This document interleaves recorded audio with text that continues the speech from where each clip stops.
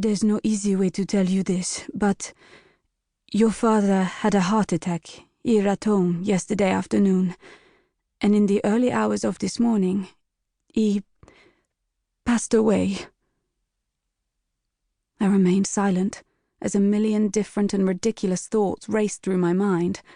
The first one being that Marina, for some unknown reason, had decided to play some form of tasteless joke on me. "You're the first of the sisters I've told, Maia, as you're the eldest, and I wanted to ask you whether you would prefer to tell the rest of your sisters yourself, or leave it to me." Still no words would form coherently on my lips as I began to realize that Marina, dear, beloved Marina, the woman who had been the closest thing to a mother I'd ever known, would never tell me this if it wasn't true. So it had to be.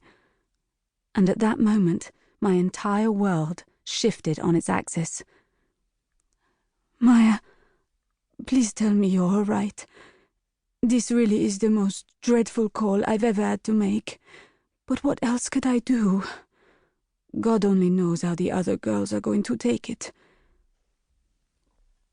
It was then that I heard the suffering in her voice and understood she'd needed to tell me as much for her own sake as mine. So I switched into my normal comfort zone, which was to comfort others. "Of course, I'll tell my sisters if you prefer, Ma, although I'm not positive where they all are. Isn't Ali away training for a regatta?"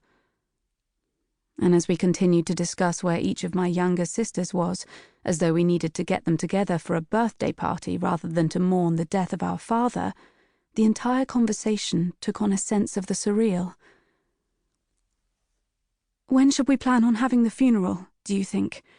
What with Electra being in Los Angeles and Ali somewhere on the high seas, surely we can't think about it until next week at the earliest," I said. "Well," I heard the hesitation in Marina's voice, "perhaps the best thing is for you and I to discuss it when you arrive back home. There really is no rush now, Maia, so if you prefer to continue the last couple of days of your holiday in London, that would be fine. There's nothing more to be done for him here." Her voice trailed off miserably.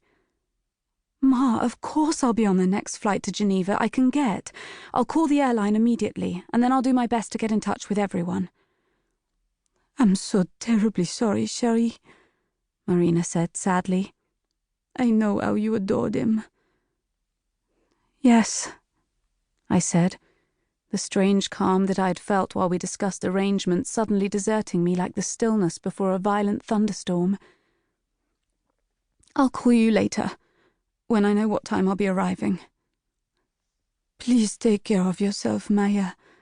You've had a terrible shock."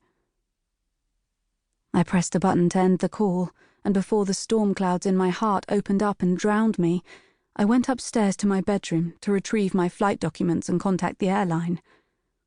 As I waited in the calling queue, I glanced at the bed where I'd woken up this morning to simply another day, and I thanked God that human beings don't have the power to see into the future. The officious woman who eventually answered wasn't helpful, and I knew, as she spoke of full flights, financial penalties, and credit card details, that my emotional dam was ready to burst.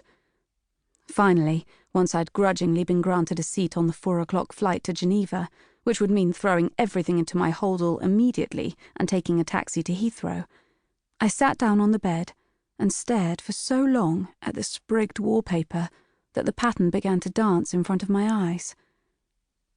"He's gone," I whispered. "Gone forever. I'll never see him again." Expecting the spoken words to provoke a raging torrent of tears, I was surprised that nothing actually happened. Instead, I sat there, numbly, my head still full of practicalities. The thought of telling my sisters, all 5 of them, was horrendous, and I searched through my emotional filing system for the one I would call first. Inevitably, it was Tiggy, the second youngest of the 6 of us girls, and the sibling to whom I'd always felt closest. With trembling fingers, I scrolled down to find her number and dialed it.